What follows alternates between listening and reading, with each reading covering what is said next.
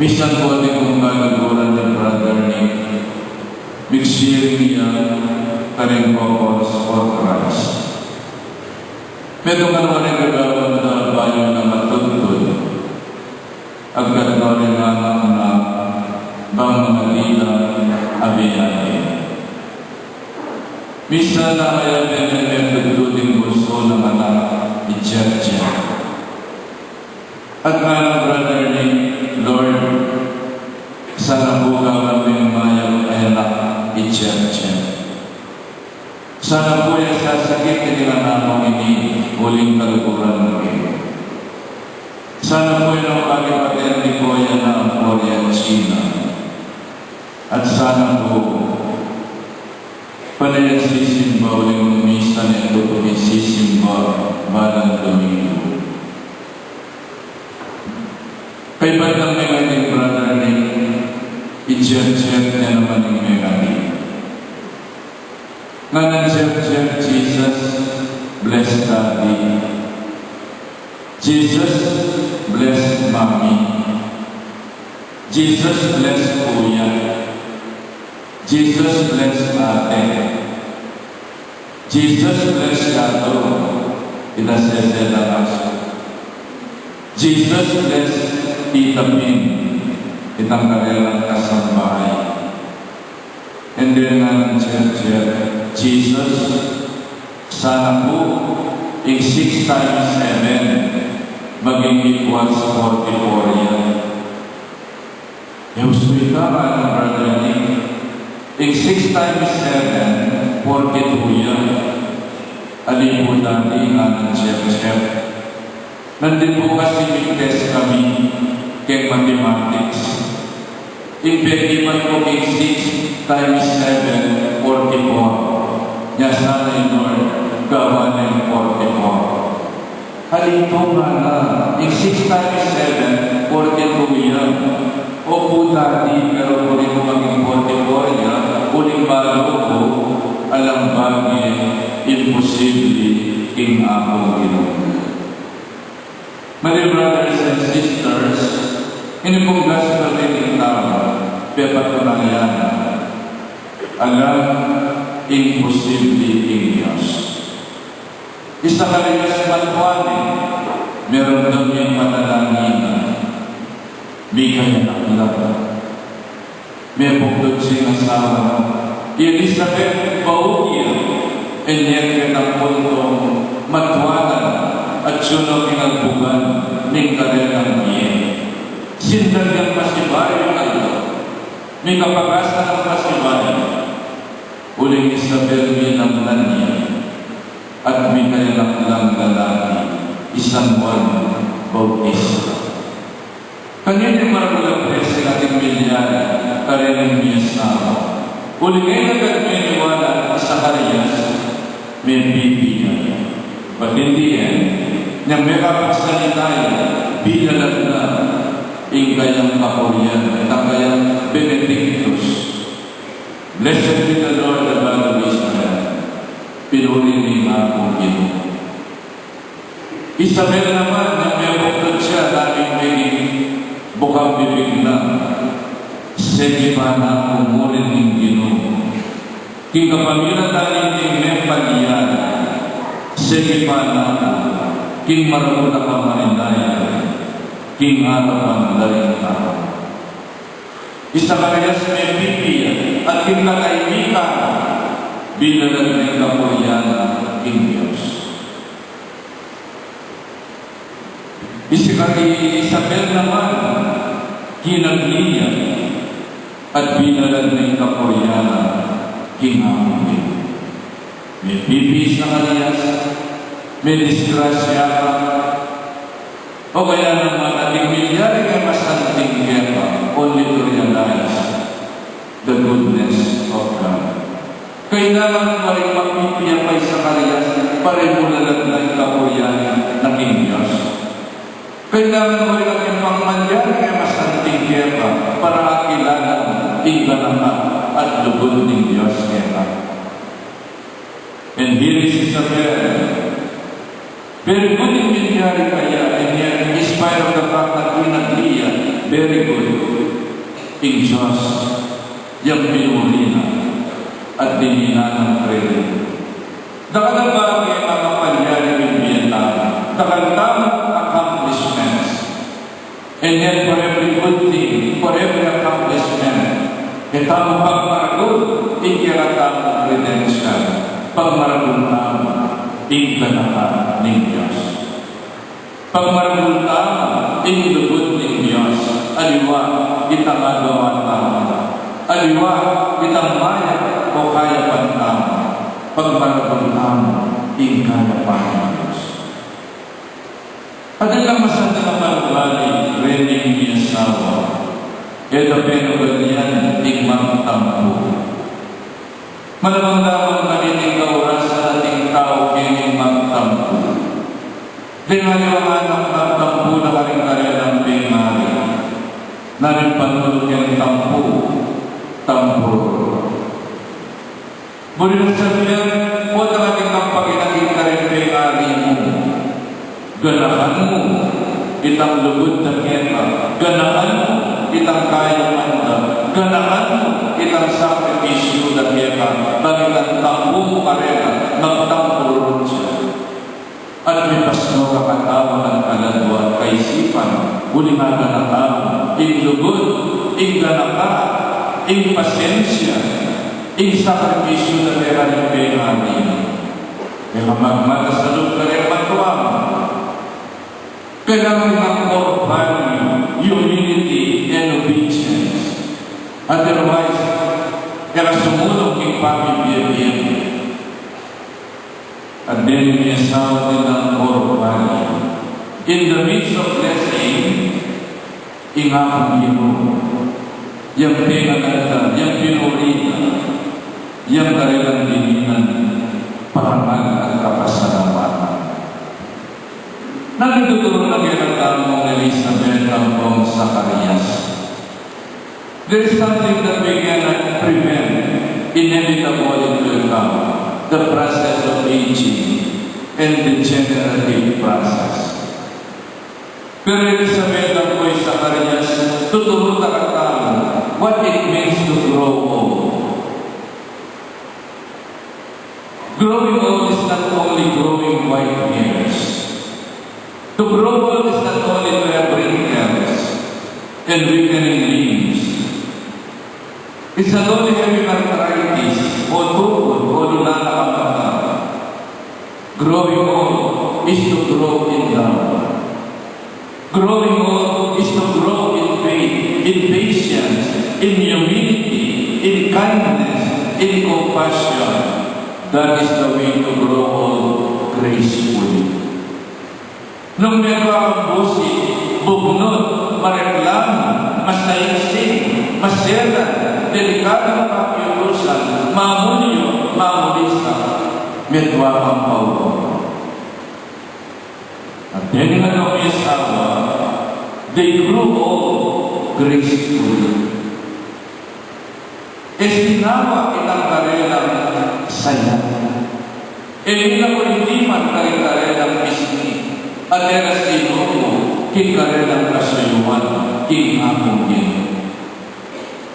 They have all the reason para maginakitla at magtampulan ng Ginoo. Uli nga namin kayanak. Uli nga Elizabeth Baugya at matuwanan ng Maria. Panirayan na yung anak edin na tao at siya na nga nagbumaning karelang biya. Kailang bukong nagbumay ng dosin ng yang masibay, uling meron daming panalangin ng Zacarias, Mikael ng metong alala. At inagsangkan para maging akin-kinakong Ginoo. At inagsangkan para magtampo. And yet, ito penugalan pa magtampo. Penugalan na itakarelang kurbani, humility, obedience, prayer, tapat na kasuyuan, ang buong kapamilyon, karing nautusan ng Diyos. This is the way to grow old. Tuturo na katang sa Zacarias at Elizabeth. Punta ka ng matwakana at ingat ng bagi at dapat lamang tandaan. When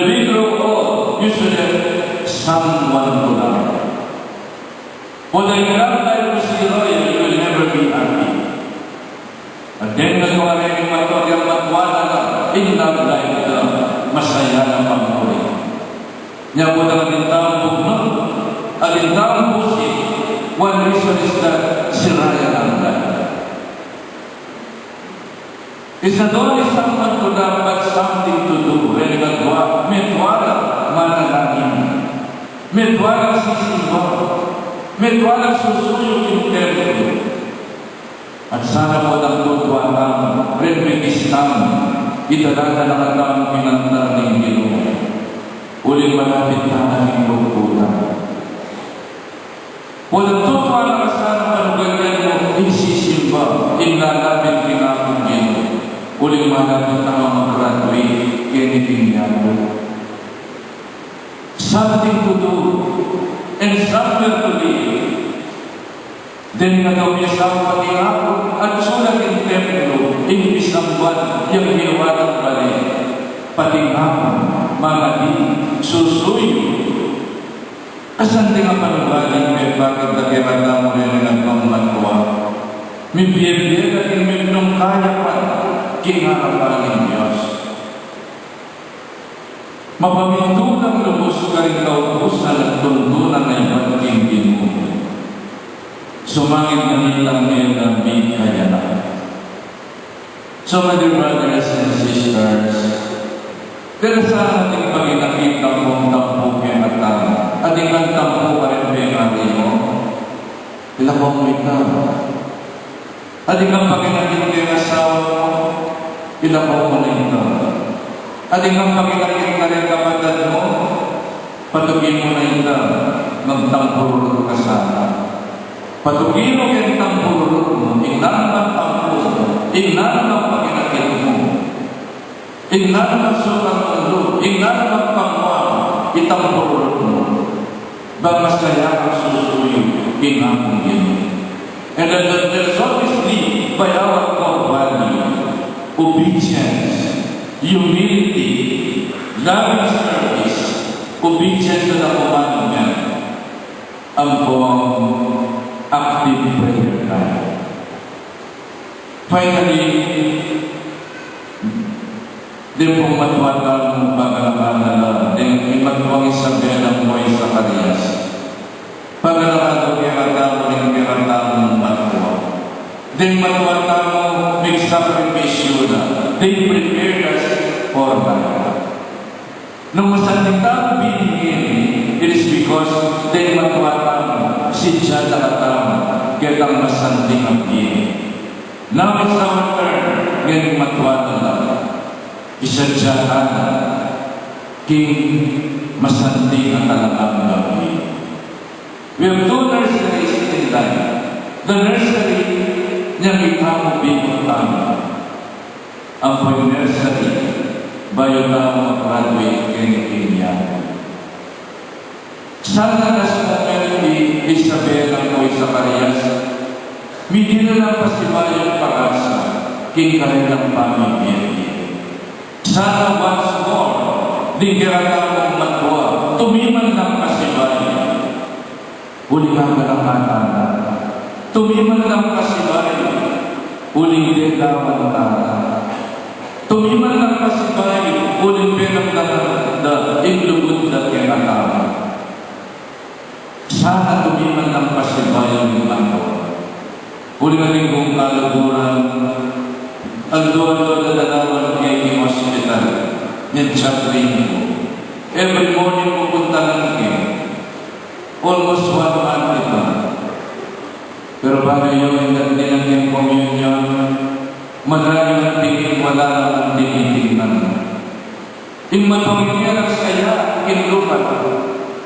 At minsan pwede sa jagay ng kanyang caregiver. Bakit sino na Penisa laging manungkol? Pagkatapos ng mag-communion, umiiyak siya.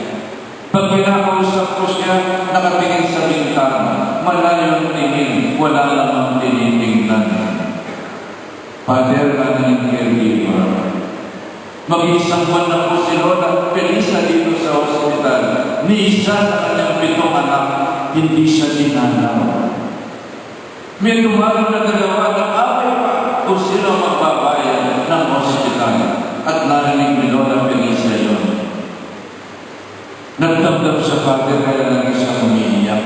Hindi na nga pinisita, pinag-aawayan pa kung sino ang magbabayad sa hospital bill. Pero napakayaman naman ng anak niya at napaganda ng negosyo. Ba't pinoproblema nila ang bayad sa hospital? Minsan natatang ko rin anak na at sinabi ko Marela, buriyan mo kami ng Felisa, Imaya. Paramdam nyo kaya, maulagaya. Paramdam nyo kaya, kaluguran niyo. After 1 week, may discharge si Lola Felisa. Kaya pinag-minuli rin na. After 3 days, may balik kay Lola Felisa, King ICU. Maging maluyan na yung lapi. And then, may pass away. Nyambungi Lola Felisa, dinala niya ng puneranya. Pero sabihin daw kung mag-misa rin kaya na, Father, pwede po kayong mag-misa sa mother namin. Nakapulong po siya doon sa isang funeral parlor. Sige nga, mamaya gabi pag-mimisa ko siya. Nang dinupagay ng funeral parlor, sapak yung sampagay ng kwarto. Mga sanya sampag na mamalin, malakabaw. Bibisa kayo ng anak ng kabaw at makasulat kayo ng takap ng kabaw. Coming home, Mommy, we love you from your loving children. May malapot po. May malapot po from your loving children. Nang kining matwa ang hospital ang isangtan para pumiyak-iyak. Para magbalon niya. Kaya isangtan para tumiman. Ngayon makaburo niya. Magalagay ng kabawan na from your loving children. Sana rin matwa atin ang sangtan tumiman. Ngayon mo man Pasko. Huli na ng alat. Hadi ng tatawas at peparamdam lang kanila. We still love them and we still care for them. Tanang-tanang. Manalangin lang ang Diyos yung panang naman siya amin tukod ng Yesu Cristo ang kayangan. Bang maging